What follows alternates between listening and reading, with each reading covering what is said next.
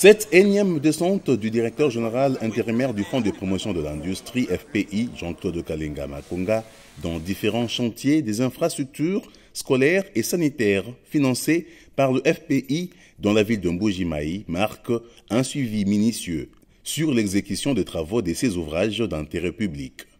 Près d'une année, aujourd'hui, depuis que ces chantiers étaient ouverts, le constat global démontre que les travaux dans les différents chantiers sont très avancés.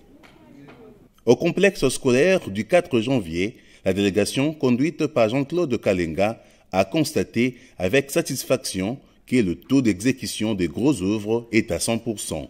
L'aménagement de 5 bâtiments, dont 2 en étage, a été fait. Au finish, ce complexe scolaire comptera 25 salles de classe aménagées dans les normes, réunissant toutes les conditions favorables, avec notamment des locaux carrelés, y compris la pose d'un plafond. Cette infrastructure scolaire aura une capacité d'accueil de 1200 élèves par vacation, soit 2400 élèves pour les 2 vacations d'avant et d'après-midi. Direction l'hôpital général de référence Saint-Jean-Baptiste des Cancellés. Sur place, les constats établis fait état d'un taux d'exécution des grosses œuvres de 65%. Au total, 10 bâtiments, dont 7 sont construits et 3 autres rénovés. Cet hôpital aura 12 services, une morgue d'une capacité de 60 corps et d'une capacité d'accueil de 200 lits.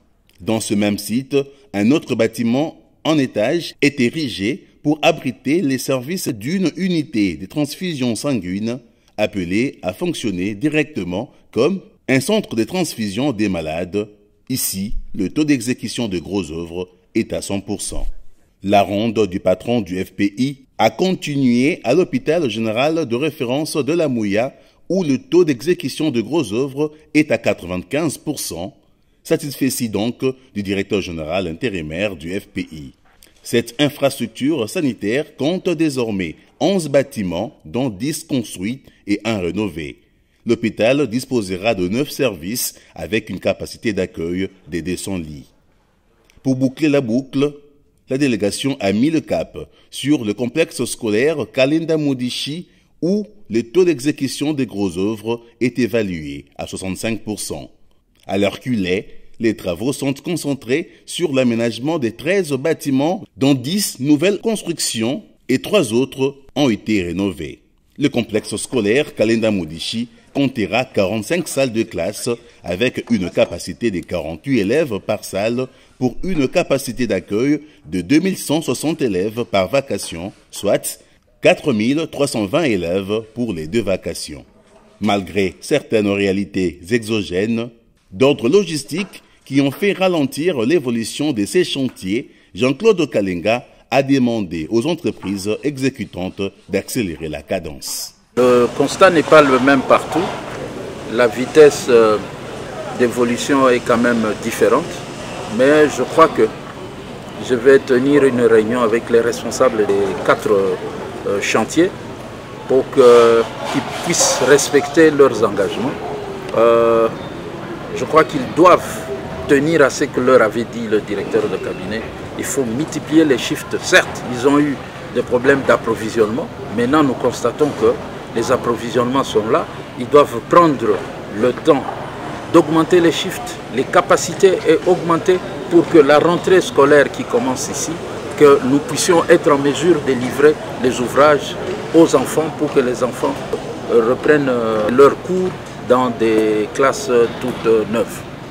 Voilà, donc c'est ça le constat qui est bon pour moi, mais il faut accélérer, il faut continuer à mettre de la pression. Par ailleurs, il convient d'insister sur le fait que toutes ces infrastructures modernes seront dotées des fournitures et d'équipements adéquats pour le bon fonctionnement de tous les services et à la prise en charge des élèves et des malades.